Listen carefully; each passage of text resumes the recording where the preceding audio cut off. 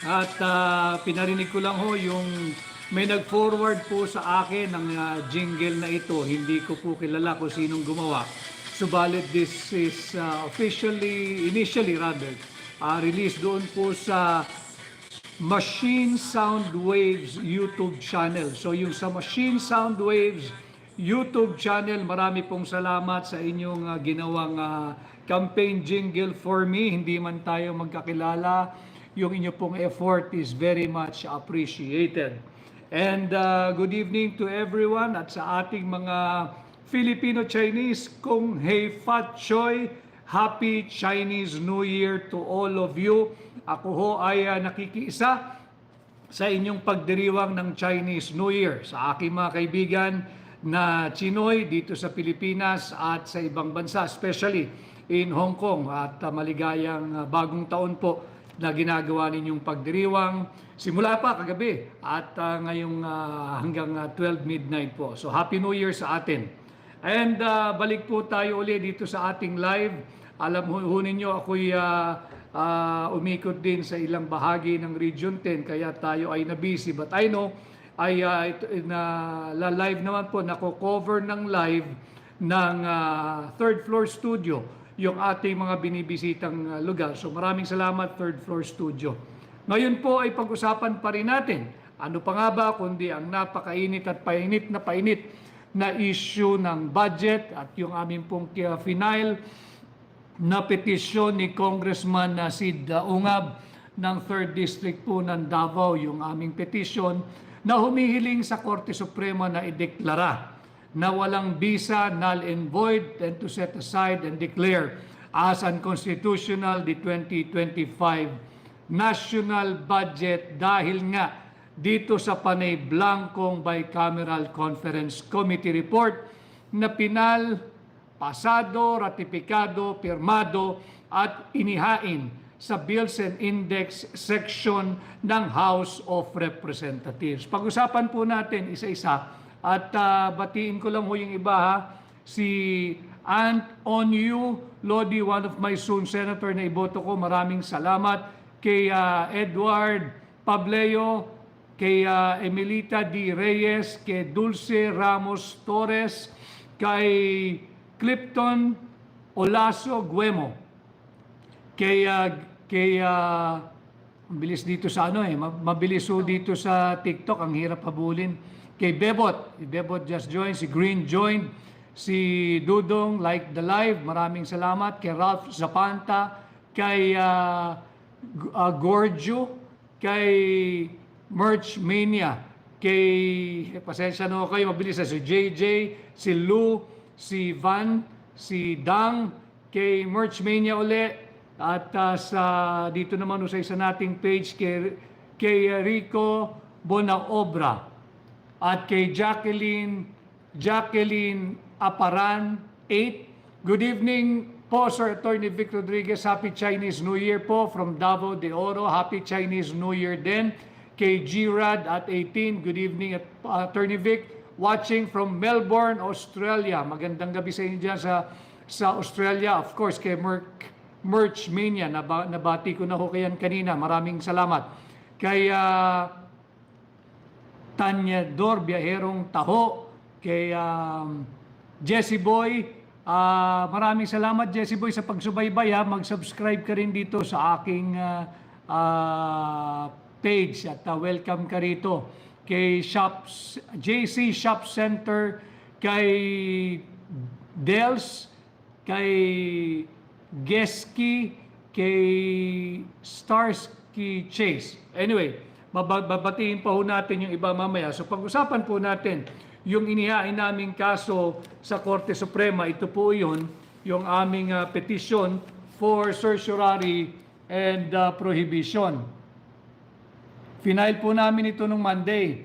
Marami po ang nagsasabi bakit napakatahimik ng pag-file namin, sapagkat po ito'y isang mahalagang kaso at hindi naman po tayo after ng media mileage, kaya minarapat po namin ni Congressman Sid Ungab at ng mga ibang petitioners na mga pawang premyadong abogado na mag-file quietly at ihayag na lamang na kami nga ho ay nakapag-file na the following day, which is kahapon.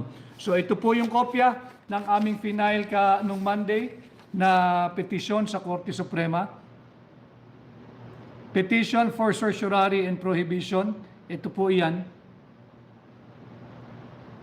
At ating pong balangkasin ngayon ang pagsisinungaling ng mga nagtatanggol dito sa usapin ng unconstitutional 2025 budget dahil nga po sa unang beses pa lang tinanggi nilang may blanco daw yung Bicameral Conference Committee report.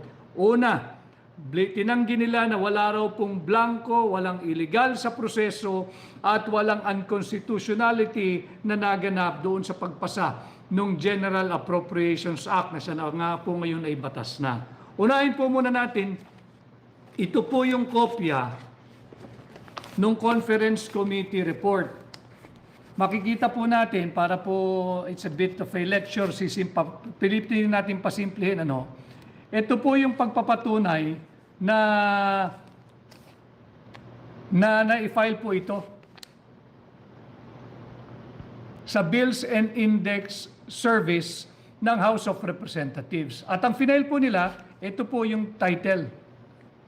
Basahin ko po. Ang title niya, An Act Appropriating Funds for the Operation of the Government of the Republic of the Philippines from January 1 to December 31, 2025. Ito po yung produkto ng Bicameral Conference Committee report. Sabi po nila hindi final ito, pero final. You do not file something that is not final sa House Bills and Index Service. Yan, malinaw yan. At the same time, makikita po ninyo yung mga kongresista na pilit nagtatakip ng pinakamalaking anomalya, yung biggest money heist ever in the history of the Philippines, 6.325 trillion pesos po. 6.325 trillion pesos. Ito po yung kanilang rinatipikahan, inaprubahan, pirmado at inihain niya po dito sa House Bills and Index Service. Ito po yan, kitang-kita dyan. Pirmado po, sapagkat nais kong paalalahanan yung mga nagsisinungaling na kongresista, silipin po ninyo yung sarili ninyong House rules. Yung rules po ng House of Representatives, specifically yung Section 63 at saka yung Section 64. Sabi po sa inyong sariling rules diyan sa House of Representatives, pagkatapos na yung Conference Committee report, kinakailangan pirmahan ang bawat pahina. Ayan po pirmado. Yung bawat pahina, pirmado. Mga kababayan, pirmado. Tapos, makikita naman natin, pirmado, bawat pahina, pirmado, at makikita naman talaga na ito'y pinirmahan Malinaw po yan yung last page. Pirmado po yan. I hope nakikita ninyo malinaw. Pirmado ho ito, mga kababayan. Pinag-uusapan natin dahil mahalaga na pag-usapan natin ang kung paano sinalaula ang proseso ng pagpasa ng budget. Ito po yung mga pumirma. Para kilala ho ninyo, dahil tayo sa hakbang ng maisog, incidentally ay nagdiwang po ng unang taong anibersaryo ng hakbang ng maisog kahapon sa mga maisog. Happy anniversary po sa inyo. At patuloy tayong lumalaban at nananawagan ng transparency and accountability. And this is the reason why I am showing you this copy of the Bicameral Conference Committee report. Ito nga ho, pirmado ang bawat pahina at makikita ninyo na tuloy-tuloy ho yan Pirmado po yan At ipinakita ko na rin po sa aking isang page yung mga blanco. So, talakayin po natin. Merong isang mambabatas na ginagawa pong bobo ang mga Pilipino. Masaklap, masakit, sapagkat patuloy po tayong binubudol, ninanakawan ng trilyong pisong halaga, tapos ginagawa pa tayong bobo. Ang sinasabi ho kasi, nung mambabatas na yan na taga Marikina, hindi ko kasi matanggap Congresswoman Stella Kimbo, hindi ko matanggap na ginagawa mo naman bobo, ma'am, yung mga Pilipino. Huwag mo naman gawing bobo ang mga Pilipino. Kaya ako nagkakaroon ng ganito diretsong ugnayan sa mamamayang Pilipino sapagkat sinisikap ko hong pasimplihin yung mga usapin. Tingnan po nyo yung sinasabi niyang may omnibus motion daw na pinahintulutan, yung kanilang technical staff na mag-effect, authorized to effect o gumawa ng correction. Tatlong bagay lang ho yung sinasabi ron eh.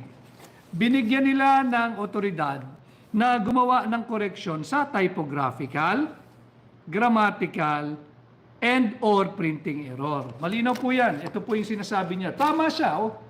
May omnibus motion. Pakibasa po ninyo. Binilugan ko po kung ano lang yung pwedeng gawin ng kanilang technical staff. Malinaw dyan, they are authorized, the technical working group or the technical working staff of the Committee on Appropriation of the House and the Senate Finance Committee to effect corrections like typographical, grammatical, and printing errors.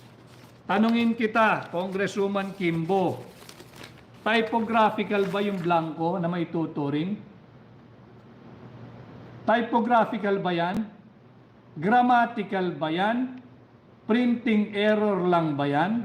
Hindi ba substantial abandonment of a sacred duty and sacred mandate to safeguard every centavo of the people's money? Paano mo ngayon sasabing typographical yan?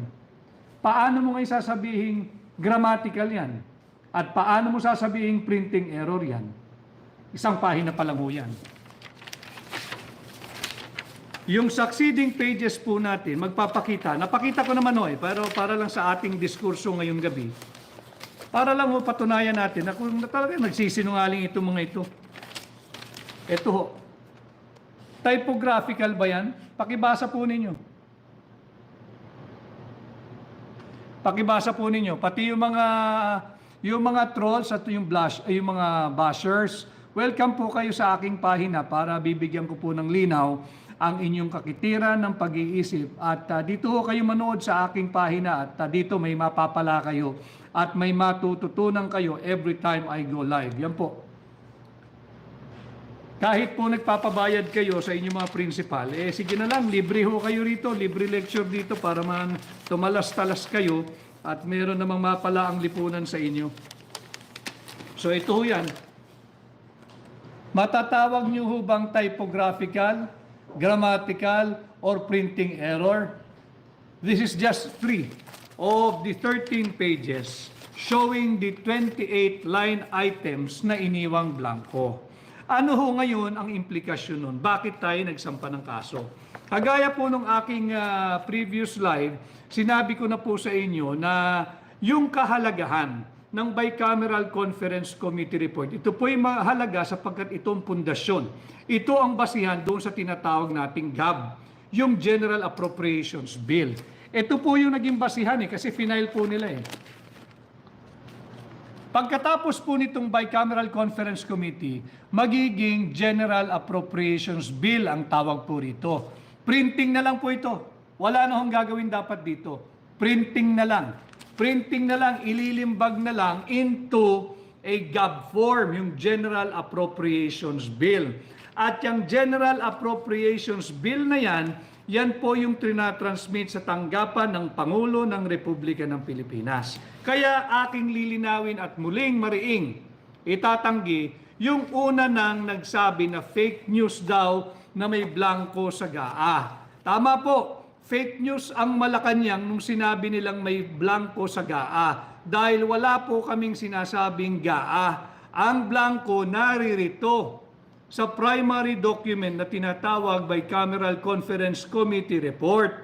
Ito nga po yan, House Bill 10800, House Bill 10800. Malinaw po tinatakan pong receive ng Bills and Index Service ng House of Representatives. Ito po, nung natatakan na mga kababayan, wala na akong pwedeng galawin dito. Tapos na Pirmado, ratipikado, aprobado, at ito po ay final sa Bills and Index Service ng House of Representatives. Ang tanging gagawin na lang po rito mga kababayan ay printing. Printing na lang wala nang pwedeng maggumalaw dito. Walang dagdag, walang bawas. Tapos na po eh. Talakayin natin ngayon yung pagsisinungaling ni Congresswoman Stella Kimbo. Sapagkat sinabi niya, ito raw po, yung pagpuno ng patlang ay mere typographical, grammatical, or printing error. Ang ibig pong sabihin ng typographical, grammatical, or printing, wala pong exercise of discretion doon. Hindi ho pwedeng mag-exercise ng discretion kung sino man pong hihipo ng mga dokumentong yan. Sapagkat tapos na eh. Only Congress can pass an appropriations bill. Kaya nga po, hindi ba, binalangkas natin ng isang araw, sinasabi ko sa inyo, malinaw sa ating Article 6, Section 24 of our 1987 Constitution na ang lahat po ng appropriations bill shall originate from the House of Representatives and no other. Bakit po sa House of Representatives? Bakit sa mga kongresista? Dahil nga po ang assumption ng ating saligang batas, mas marami sila, kinakatawan nila yung mas maraming tinig ng higit na maraming Pilipino. Subalit hindi naman yan ang nangyayari ngayon sa ating Kongreso. So balikan po natin si Stella Kimbo. Sabi po niya, yun nga raw po, ito'y typographical, grammatical, at printing error. Kasinungalingan. Sapagkat ang dami pong blanco. Meron pong gumawa ng isang computation, halos umabot po ng 214 or 241 billion pesos yung halagang iniwan ng mga blanco. So sino uli? Ang tanong natin, sino yung may makating kamay na nagpuno ng mga blanco dito sa Bicameral Conference Committee report? Kaninong makating kamay yan? Palaisipan at pinag-uusapan pa rin natin ngayon, babae ba siya yung nakialam dito? Lalaki ba siya? Tandem ba sila? Isang lalaki at isang babae? O marami sila? Kaya nga po dapat silang managot, panagutin natin. Ang tinuturo, yung atin pong mga kababayan na empleyado ng gobyerno, lalo na po dyan sa Senado at dyan sa House of Representatives, mag-iingat po kayo. Tila may malalaglag dito at mukhang ang direksyon, yung mga miyembro ng Technical Working Group o yung technical staff ng Committee on Appropriation at ng Senate Committee on Finance, yung technical staff. Bakit? Ba't ko po nasabi yan? Malinaw po kasi dito sa omnibus motion na ang binigyan lang ng kapangyarihan na gumawa ng correction pagdating sa typo, grammatical, and printing, yung technical staff. Pakinggan niyo po mabuti ang paghuhugas kamay ni Stella Kimbo. Ang sinabi niya, yung technical staff daw ang maaaring naglagay ng mga figure sapagkat meron daw po kayong authority na gumawa ng typographical, grammatical, and printing errors. Hindi niyo pa ba naaamoy? Papunta na ho sa inyo at tila ilalaglag kayo. Kayo may ipit dito. Kaya ako minumulat ang inyong isipan sapagkat mga kababayan, lalo na yung empleyado ng House at ng Senate Finance Committee, yung technical staff, tatandaan ninyo, wala kayong authority, wala kayong personality, at wala kayong karapatang makialam dyan. Ang kasalanan po ninyo, kapag talagang kayo ang nagsulat ng mga halagang yan, huwag ho kayong galalain, hindi nyo po kalaban. Hindi ako naniniwala na mga miyembro ng technical staff o technical working group ng mga Committee on Appropriation ng House of Representatives at Committee on Finance ng Senadong gumawa niyan. Hindi ho gagalaw yung mga yan. May nag-utos sapagkat alam mo nila mananagot sila sa batas. Yan po ay falsification of legislative document. Yan po ay usurpation of authority. Hindi naman kayo mambabatas eh. Wala naman sa saligang batas na pwedeng gumalaw ang Bicameral Conference Committee staff, technical working staff, pagdating sa final, ratified, passed, approved, and signed na final Bicameral Conference Committee report. Wala po kayong kapangyarihan. At yan din po ay falsification of legislative proceedings at maaari din nga pong usurpation of authority. So makikita natin kawing-kawing na kasong kriminal. Huwag ho kayong pumayag na kayo ang ilalaglag. Dapat natin panagutin kung sinong yung makating kamay na nakialam at naglagay ng mga figures o halaga dito sa napakaraming blanco na ginawang batas ngayon at pinirmahan at pinapirma kay Pangulong Bongbong Marcos. Dapat malinaw ho tayo rito. Okay. Ngayon, yung sinasabi ni Stella Kimbo, yung mga taga Marikina, mag-isip-isip ho kayo.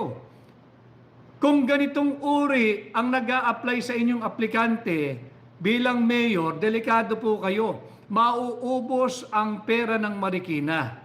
Mas bilib pa ako doon sa mga barangay captain at barangay council, yung konseho po ng barangay ng Marikina. Nagse-seminar po yan. Sigurado ko marunong magpasa ng budget yan. Pag-usapan po natin yung mga barangay tanod, tanong ninyo sa inyong kapitan, tanong ninyo sa inyong barangay treasurer, barangay secretary at mga barangay kagawad.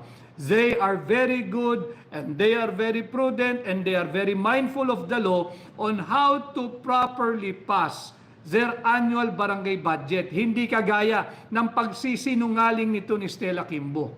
Kay Hazel Aquino, di gagawin ng technical staff, kawawa naman sila. Sila ang ituturo ni Tapia. I agree with you, Hazel Aquino. Kaya nga natin dinidiskurso ito upang mamulat sila na papunta sa kanila. Ilalaglag kayo, mga kaibigan ko. Ayaw namin kayong kasuhan dahil alam namin hindi kayo yan. Pero I hope one day, very soon, one or many of you will start to speak up. Ituro ninyo sino nag-utos, kaninong makating kamay ang kumalikot dito sa final ratified, signed and filed sa House Bills and Index as section itong bicameral BICAM final report. Kay Sabrina, sana po magtagumpay tayo diyan, Attorney Vic Rodriguez. Kaya po namin minarapat na ni Congressman Sid Ungab na i-file ito sa Korte Suprema quietly upang pasinungalingan muli ang napakaraming sinungaling na mambabata sa sinasabing ito raw po ay politika lamang. Paano naging politika? Budget ito. Paano naging politika? Biggest money heist ito. 6.325 trillion pesos. At kasali ang bawat tinig ng mamamayang Pilipino rito. Bakit? Public money ito hindi nito pribado.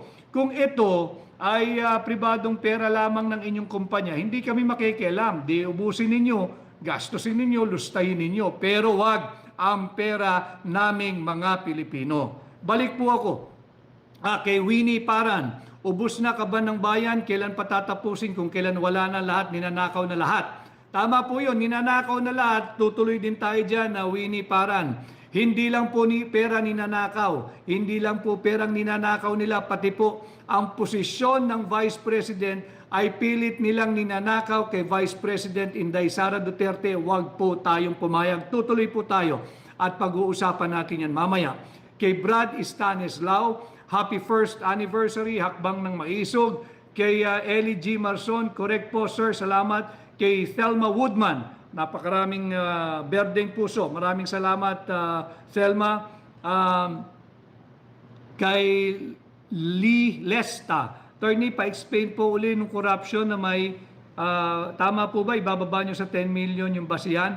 Yung plunder law po iyon. Bilang senador ninyo, amendahan ko yung plunder law, from threshold na 50 million, ibababa ko ng 1 million.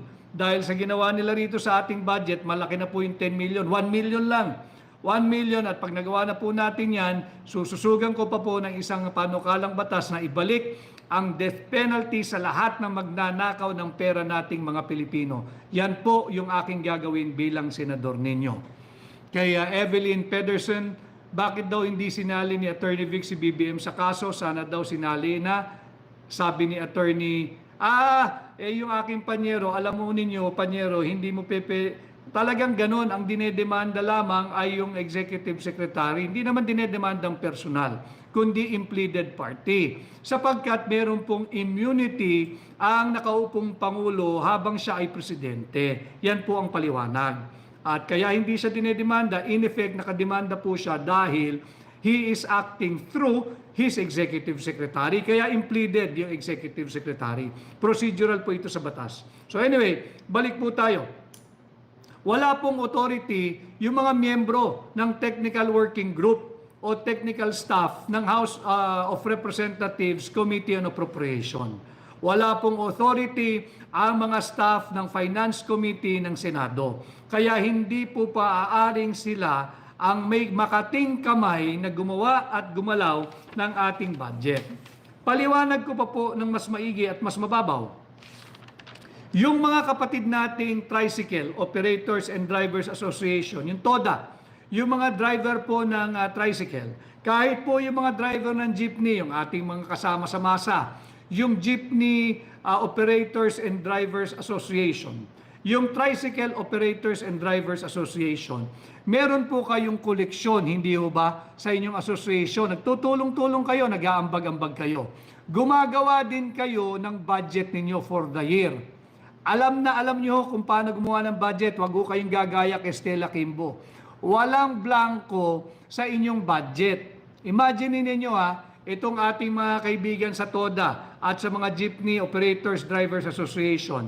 Higit na maliit po yung perang kanilang pinapamahalaan, pero they are very prudent and they are very transparent and they are accountable sa kanilang mga miyembro at opisyal.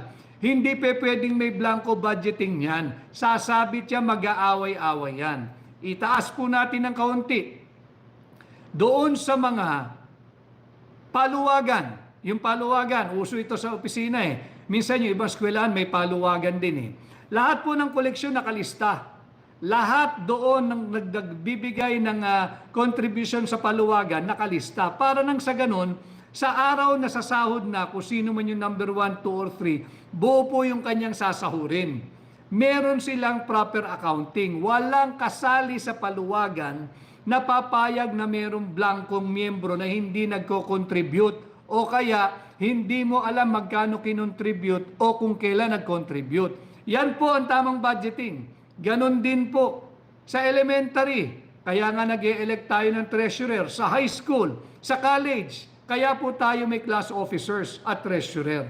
Hindi ho ba nangungulikta din yan? Gumagawa rin yan ng project nila for the year. May budgeting din ho yan. Tanungin niyo po yung mga kabataan kung pwedeng mag-budgeting na may blankong kagaya ng ginawa ng House of Representatives at Senado Bicameral Conference Committee, yung BICAM. Tanungin niyo sa mga estudyante natin kung pwede sa kanila ito. At tumungo din po tayo doon sa mga homeowners association. Pati po yung mga condominium association, yan, lagi nagbabakbakan dyan, mainit yan. Tanong po ninyo sa kanila, kung papayag silang merong blanco yung kanilang koleksyon. Tanong po niyo sa kanila, kung papayag yung mga miyembro na blanco yung disbursement ng treasurer or ng mga opisyal ng homeowners association or condominium association, kung papayag silang blanco yung disbursement, pagdating sa mga ginagastos nitong pera ng homeowners association o dili kaya ng condominium association. Imaginin po ninyo, linuloko tayong tahasan, harap-harapan po yung pambubudol. Huwag po tayong pumayag, pushback po tayo mga kababayan. Hindi katanggap-tanggap yung palusot ni Congresswoman Stella Kimbo. Hindi katanggap-tanggap yung pambubudol, harapan tahasan. Hindi po totoo na ganito yung normal na proseso ng budget. Ulitin ko maganda kahit saan po ako nagpunta. Kanina ay ako'y nakatakbo nung umaga. Ang dami ko nakasalubong sa kalsada, ordinaryong tao. Alam mo ninyo, nagpapasalamat sila, pinag-uusapan na nila budget. Ako ay nagpasalamat sa kanila, kakosalamat at namumulat ng sambayan ng Pilipino.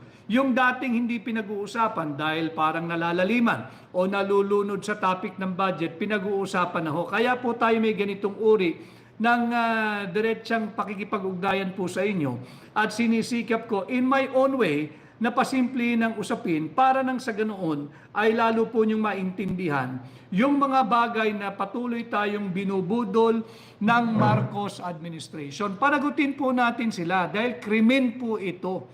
Sino yung makating kamay na pumuno ng mga patlang? Sino yung mga makakating kamay na pumuno ng blanco? Yun po yung malaking usapan. Agad-agad kasi, sumagot ang Malacanang. Tinawag na sinungaling si Pangulong Duterte. But after that, wala na ho tayong narinig sa kanila. Siguro na himasmasan at sinabing, hindi naman sinabing blanco yung GAA. Ang sinabing blanco, ito nga pong Bicameral Conference Committee report. Ito po yun. Ito po yung blanco. At nung simula, yung mga senador, sinasabi, wala raw blanco. Anong tawag nyo rito? 13 pages po lahat ito. Nakatiklo po lahat. 13 pages po ito. Pirmado, ratipikado, aprobado. At inihain sa House of Representatives Bills and Index Service. Malinaw po yan eh. Hindi nila pwedeng sabihin, grabe ho ang pangbubudol sa atin.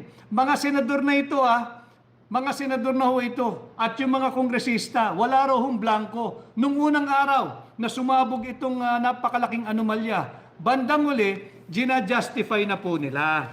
Bali, wala raw po yung blanco dahil hindi naman po final. Bubudulin na naman ho tayo. Kaya ako merong ganitong diretsong pakikipag-ugnayan sa inyo. Ginagabayan ko ho kayo. This document is not an innocent piece of paper. Meron pong evidentiary value ito. Kaya sinama po natin ito sa ating petisyon sa Korte Suprema. Sapagkat malinaw po sa ating saligang batas na dito ang basihan ng ating GAB. Ngayon, yung GAB, yung General Appropriations Bill, kung sasabihin nila na merong figures doon at walang blanco, maraming salamat dahil talagang inaamin ninyong merong nakialam. That is a criminal violation. That is a crime against public interest. That is falsification of legislative document, falsification of legislative proceedings, and usurpation of authority among others. Napakarami pong criminal case niyan. Kaya maraming salamat sa inyong pag-amin na simulan natin sa Malacanang, walang blanco sa GAA. Salamat. Sinabi ng House at ng Senado, walang blanco sa GAB. Salamat. Ito po ang ebidensya. Slam dunk evidence. Ito po, nagsusumigaw, napakaraming blanco. 13 pages, 28 line items amounting to 200 plus billion pesos ang iniwan ninyong blanco. Ganyan ba ang proper budgeting? Tanungin po ninyo, yung gumagawa ng paluwagan, yung neighborhood association, yung condominium association, yung ating mga kapatid na miyembro ng TODA, ng Jeepney Operators Drivers Association, kung ganito ang tamang budget. Sasabihin nila sa inyo, mali kayo. Hindi kayo dapat naging congressman at senador, hindi kayo marunong ng budgeting. Si Annie LN-E, tama ba? Grabe ni hindi ma-mention niya sa Tuwadcom, super iwas kaya if ano-ano na lang pinag-uusapan nila. Wag ho kayong ma-distract. There is an open and deliberate attempt to veer away dito sa napakainit na usapin. At ang isa nga pong pantakip nila rito, alam ho niyo kung ano, tinatakot na naman nila si Pangulong Duterte sa ICC. Pansinin ninyo, pag merong lumiliyab na napakalaking apoy, gagamitin nila yung issue ng ICC para malihis ang usapin sa kanilang anomalya. Subok po yan. Sinubukan nila rito pero hindi tayo titigil dito. Mahaba pa po ito, marami pa po kaming isasampang kaso. Inuuna lang namin ang pag-question sa constitutionality at hahabulin po natin lahat ng dapat managot. Si Antonio Halina, attorney yung pumirma sa BICAM report na blanco, sila po ba makukulong? Pagka nalaman po natin, pero sana magsalita yung mga miyembro ng technical staff kung sino. Kung may nag-utos sa kanila, sigurado yan, hindi gagalaw yan on their own. May nag-utos dyan. At kung hindi naman sila, tingnan po ninyo, hindi gagalaw ang technical staff. Merong nakialam dito, may makating kamay. Maaaring sa Senado, maaaring sa House of Representatives, at hindi malayo na sa Malacanang ginalaw ito at pinuno yung mga patlang. Kaya nga atin silang pinapanagot, humihingi tayo ng transparency at humihingi tayo ng accountability. Wilfredo Roche, Attorney Vic, nasa likod mo buong sambayanan. Maraming salamat, Wilfredo, at kailangan nga namin ng tulong ninyo, kami nila Congressman Sid, at yung mga kapwa nating abogado na kasama nating nag-file din. Nais ko lamang po silang kilalanin, ang mga matitikas na abogado, may isugo itong mga ito, at magagaling na abogado. Si Rogelio Mendoza, si Benito Ching, si Redemberto Villanueva, si Dean Roseler S. de la Peña, si Santos Catubay at si Dominic Solis, among others. Marami pa akong gustong sumama, subalit siguro yung other cases, welcome po yung mga abogadong nais din maghatid ng kaso sa Korte Suprema. Si Pretty Vanji, paano kung walang pumirma sa panukalang batas na death penalty? Paano nyo mapapasa yun? Or di ba siya natatakot kung ma-frame up siya at sa kanya gamitin yung batas na yun? Hindi ako natatakot sa frame up dahil wala po ako sakit sa pera. Hindi po ako mukhang pera kagaya ng mga mambabatas natin na kahit blanco pinipirmahan. Tama po si Pangulong Duterte. Walang ibang paliwanag dito. Blank check po ito. Blank check ito. Pinirmahan, bahala ka kung anong amount na gusto mo ilagay. Anong tawag doon? Ba't sila nagagalit? Hindi ba't blank check ganun? That is how a blank check operates. That is the effect of issuing a blank check. Similar to passing a final bicameral conference committee report, which is the basis of the General Appropriations Bill na blanco. Blank check po may intulad dito. Kaya wag ho kayong do not shoot the messenger. Wag kayong magagalit sa mensahero. Dapat nga, kung totoong inosente ang Malacanang, dahil sinasabi nila hindi raw sila mananagot at wala silang pananagutan dahil sila inosente, dapat nga magpasalamat kayo kay Pangulong Duterte. Huwag niyong awahin kung talagang inosente kayo. Hindi niyo pala alam na unconstitutional yung pinipirmahan ninyo. Nung hinatid sa inyong kaalaman, galit pa kayo. Kayo pa yung unang-unang nagtatanggol. Sa Senado at sa mababang kapulungan. Bakit? Meron ba kayong kinalaman sa pagpuno ng mga blanco at patlang dito sa illegal, immoral, unconstitutional, invalid na final bicameral conference committee report? Yan po yung tanong ng sambayan ng Pilipino. At hindi rin natin titigilan. Ginagawa ho tayo masyadong mangmang nitong Congresswoman na Stella Kimbo. Kayong mga taga Marikina, mag-isip-isip ho kayo. Yung mga barangay captain natin sa Marikina, mag-isip-isip kayo. Mas magaling pa kayong magpasa ng budget dito sa taong nag-a-apply na maging mayor ninyo. Maghanap kayo ng ibang kandidato. Delikado pera ng Maynila, ng Marikina riyan.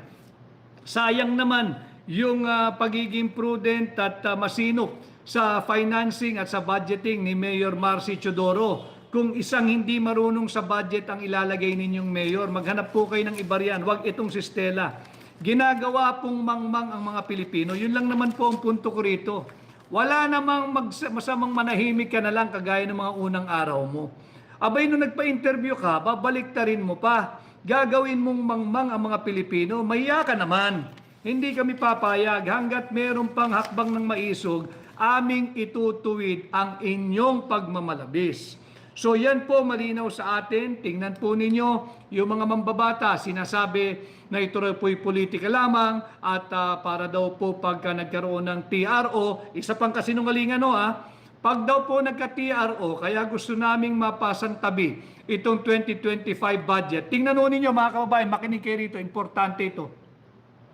Yung sinasabi nila na politika, kaya daw po natin tinatrabaho na maisang tabi itong 2025 budget dahil gusto daw po natin na maibalik yung 2 billion pesos budget sa DepEd at sa Office of the Vice President. Malaking kalokohan. Pag nag-reenact po yung budget, nahawak naman po ng presidente yan, DBM yan O di wag niyong i-release yung 2 billion.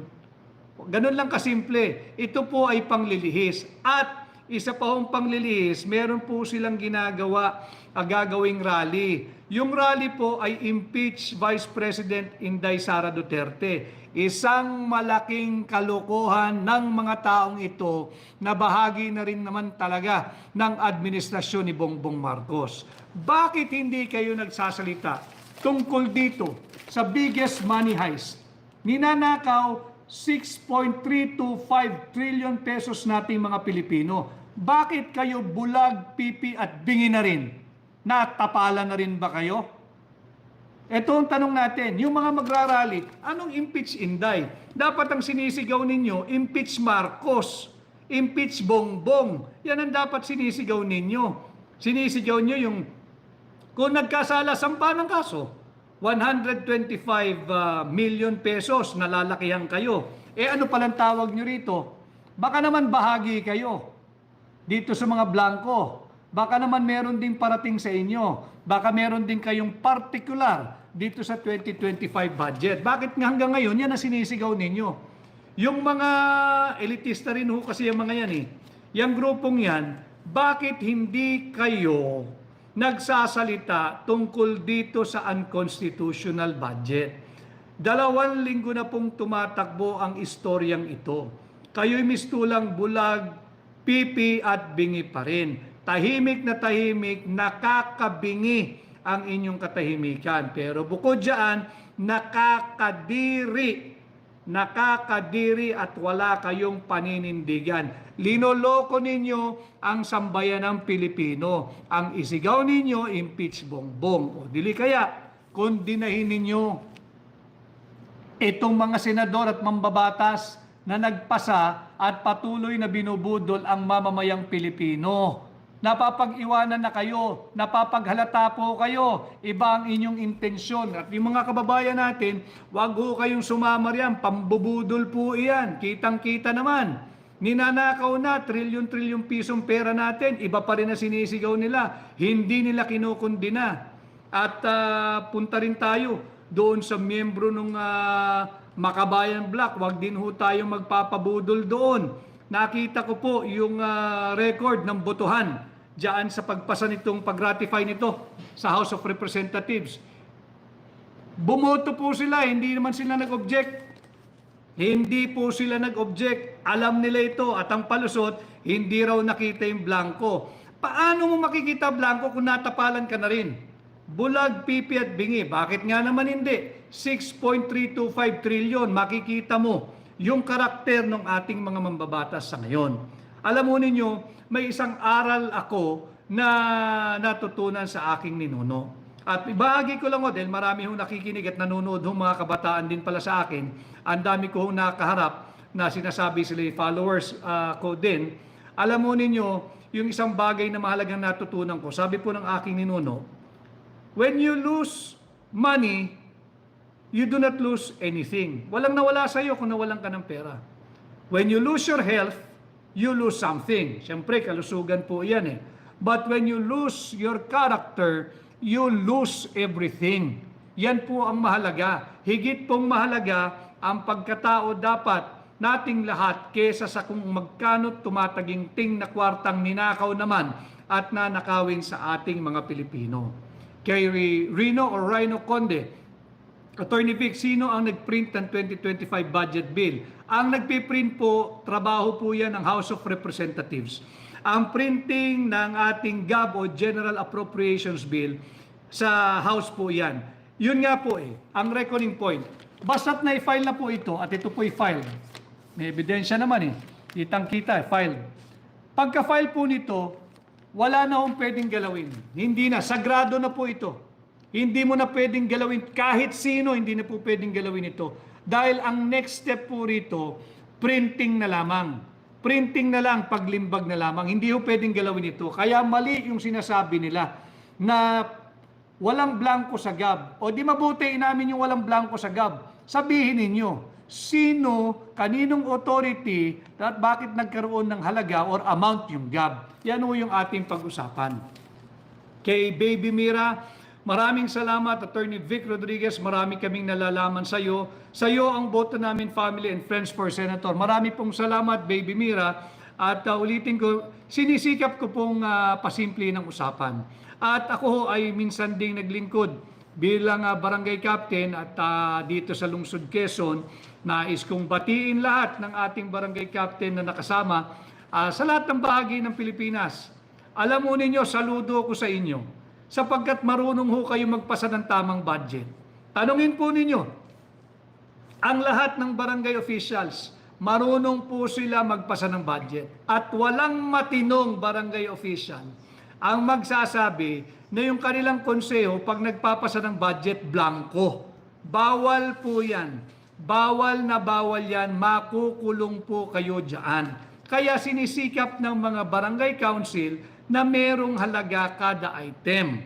Ngayon, yung ating mga konsehal sa munisipyo, yung ating municipal council na pinamumunuan ng mga vice mayor, kamusta po kayong lahat, yung League of Municipalities of the Philippines, yung ating pong mga konsehal sa syudad at yung mga city vice mayor, mabuhay din po kayo dahil marunong kayong magpasa ng budget ng inyong konseho at ng inyong syudad. At ganun din po yung ating mga board members sa probinsya at yung ating mga vice-gobernador.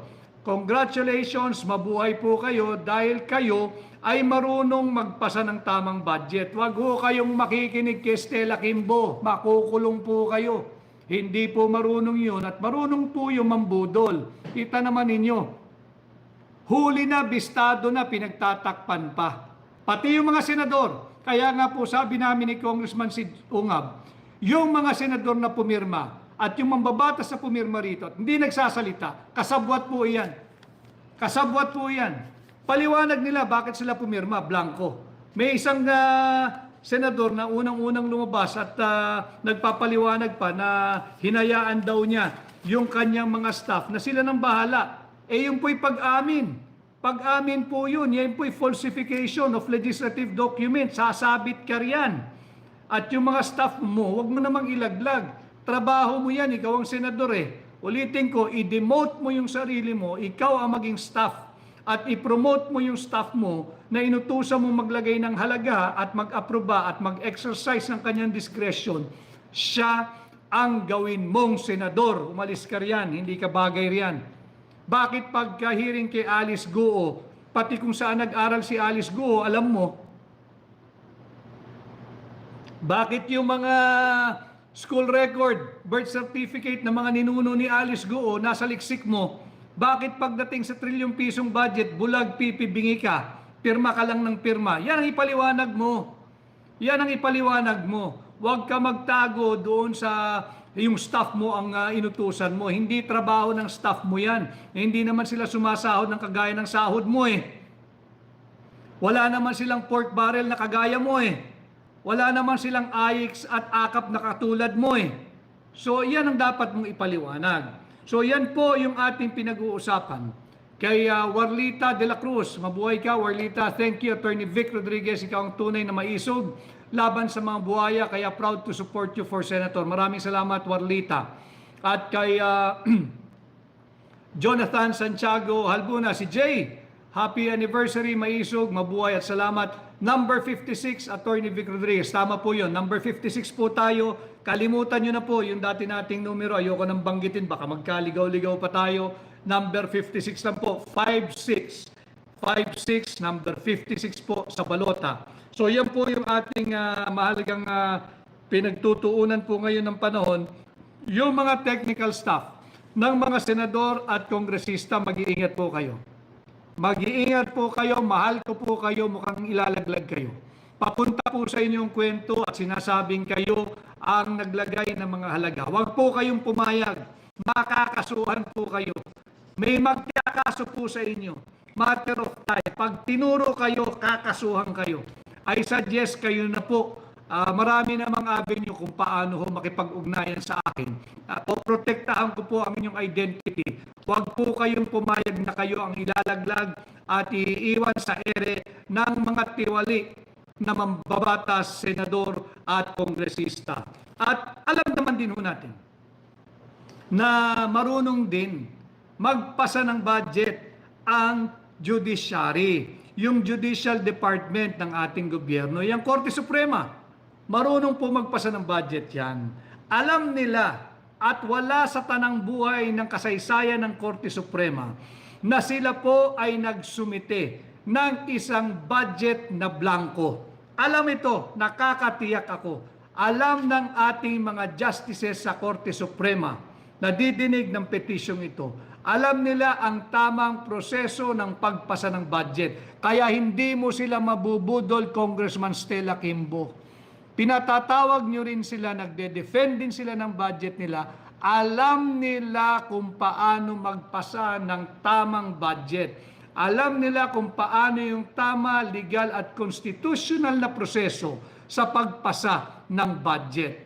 Kay Ofelia Fukushima, sinabihan ko mga kamag-anak ko sa Marikina, huwag iboto yang si Kimbo. Dahil delikado po kung ganitong uri ng leader hindi mo matatawag na leader, binubudol po tayo At ginagawa pong mangmang ang mga Pilipino. Huwag po tayong pumayag, panagutin natin ito. At ulitin ko, yung mga gagawa ng rally, baguhin nyo na po yung linyada nyo, bistadong-bistado na kayo, amoy na ho kayo. At malansa yung amoy ninyo, ang rally ninyo, impeach Sara. Sumabog na itong napakalaking pagnanakaw sa atin. Wala kayong rally para dito. Wala kayong pahayag tungkol dito. Wala kayong stand tungkol dito. Hindi ba't itong mainit na pinag-uusapan?